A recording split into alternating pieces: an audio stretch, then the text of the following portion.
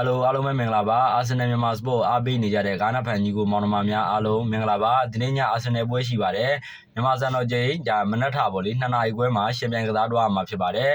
ချက်စီတဲ့အိမ်ဝန်းပေါ့လေ Stamford Bridge မှာအဝေးကွန်းအနေနဲ့တွားရောက်ရှင်ပြိုင်ကစားမှာဖြစ်ပါတယ်ခရာဘောင်းက